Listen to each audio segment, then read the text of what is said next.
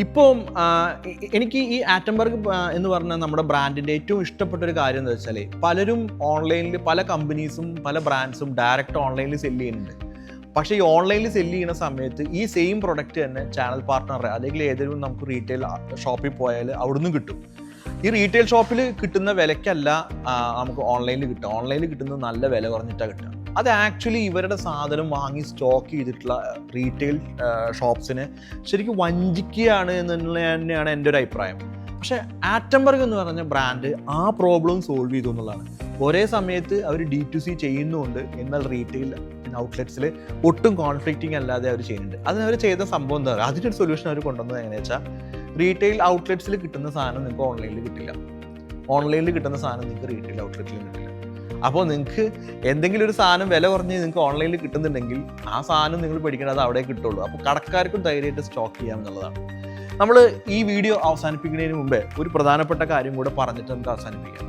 ഇത് എത്ര വലിയ വമ്പന്മാർ നമ്മുടെ മുമ്പിലുണ്ടെങ്കിലും, എത്ര വലിയ ബ്രാൻഡുകൾ നമ്മുടെ മുമ്പിലുണ്ടെങ്കിലും, കറക്റ്റ് ഇന്നോവേഷനും കറക്റ്റ് മാർക്കറ്റിങ്ങും ഉണ്ടെങ്കിൽ 10 കൊല്ലം കൊണ്ട് ആ മാർക്കറ്റ് അതിലെ എന്തെന്നെ പറഞ്ഞാലും 5% നിങ്ങൾക്ക് പിടിച്ചെടുക്കാൻ പറ്റും എന്നുള്ളതിൻ്റെ ഏറ്റവും വലിയ തെളിവാണ് ആറ്റംബർഗ് എന്ന് പറയുന്ന ഈ ബ്രാൻഡ്. നിങ്ങളൊരു പുതിയ ഇന്നോവേഷൻ കൊണ്ടുവരുമ്പോൾ അത് ഇനഫ് മാർക്കറ്റ് സൈസുള്ള ഒരു പ്രോബ്ലത്തിനുള്ള ഒരു സൊല്യൂഷനും ഇന്നോവേഷനും ആയിരിക്കണം നിങ്ങൾ കൊണ്ടുവരുന്നത് എന്ന് മാത്രം. അല്ലാതെ നമ്മളൊരു ഇന്നോവേഷൻ കൊണ്ടുവന്ന് ഇതൊന്നും ഉപയോഗിക്കാൻ ആൾക്കാരില്ലാതെ കാര്യമില്ല. അപ്പം അതാണ് നമ്മൾ ഈ ആറ്റംബർഗ് എന്ന് പറയുന്ന ഈ ഒരു ബ്രാൻഡിൻ്റെ കേസ് സ്റ്റഡിയിൽ നമ്മൾ മനസ്സിലാക്കേണ്ട ആദ്യത്തെ കാര്യം. രണ്ടാമത്തെ കാര്യം, എത്ര വലിയ വമ്പൻ അപ്പുറത്തുണ്ടെങ്കിലും, എത്ര വലിയ മാർക്കറ്റിംഗ് മസിൽ പിന്നെ അവർക്കുണ്ടെങ്കിലും നമുക്കത് കുറേശ്ശെ ആയിട്ട് അവരുടെ മാർക്കറ്റ് പിടിച്ചെടുക്കാൻ പറ്റും. അതിനുള്ള ക്ഷമയും അതിനുള്ള പെർസർവൻസും ഓൺട്രപ്രനർ എന്നുള്ള രീതിയിൽ ആസ് എ ടീം നിങ്ങൾ കാണിക്കണം എന്നുള്ളതാണ്.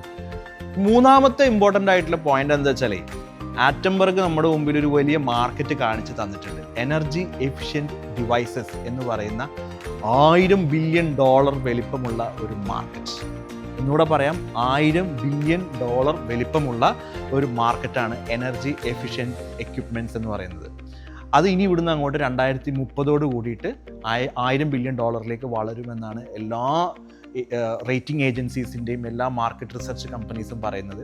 അതിൻ്റെ ഒരു പ്രധാനപ്പെട്ട ടെയിൽ വിൻഡ് എന്താണെന്ന് വെച്ച് കഴിഞ്ഞാൽ, എല്ലാ ഗവൺമെൻറ്റുകളും ലോകം മുഴുവൻ ഇപ്പോൾ COP30, COP26 എന്നൊക്കെ പറഞ്ഞ് ക്ലൈമറ്റ് ക്രൈസിസിനെ അതിജീവിക്കാനുള്ള തയ്യാറെടുപ്പുകളിലാണ്. അപ്പം ആ സമയത്ത് എനർജി എഫിഷ്യൻ്റ് ആയിട്ടുള്ള ഡിവൈസസ് ഉണ്ടാവേണ്ടത് അത് ആ ടാർഗറ്റ്സ് മീറ്റ് ചെയ്യണമെങ്കിൽ, നെറ്റ് സീറോ എന്ന് പറയുന്ന ടാർഗറ്റ്സ് മീറ്റ് ചെയ്യണമെങ്കിൽ അതിനകത്ത് ഇതുപോലുള്ള എക്യുപ്മെൻറ്റ്സും ഡിവൈസസും ഒക്കെ വേണം. അപ്പോൾ ആറ്റംബർഗ് ആ ഒരു ലൈനിലാണ്, ഇൻ ലൈൻ വിത്ത് ദാറ്റ്. അതുകൊണ്ടാണ് അവർ അടുത്തത് എക്സ്പാൻഡ് ചെയ്യാൻ പോകുന്ന കാറ്റഗറി ഏതാണെന്നറിയോ, മിക്സി, ഗ്രൈൻഡേഴ്സ് ഒക്കെയാണ്. അപ്പോൾ അതിൽ തന്നെ ഈ BLDC മോട്ടർ വെച്ചിട്ട് എനർജി എഫിഷ്യൻ്റ് ആയിട്ടുള്ള മിക്സി ഗ്രൈൻഡറൊക്കെയാണ് അവർ കൊണ്ടുവരാൻ പോകുന്നത്. അപ്പോൾ നമ്മുടെ മുമ്പിൽ ആറ്റംബർഗ് എന്ന് പറയുന്നത് തുറന്നിടുന്നത് വലിയ അവസരങ്ങളുടെ ഒരു വലിയ സാധ്യതയാണ്. അവർ തുറന്നിട്ടത് അതാണ്. അവർ ചെയ്ത് കാണിച്ച് തന്നത് എന്തും ഏത് വൻ ഹിമാലയത്തിനെയും കീഴടക്കാൻ പറ്റും എന്നുള്ളത് തന്നെയാണ്. ഇതുപോലുള്ള വീഡിയോസ് നിങ്ങൾ സപ്പോർട്ട് ചെയ്യണം.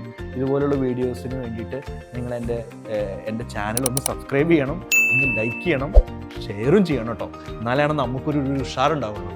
Okay, thanks for watching the video. Suhad Muhammad signing off now.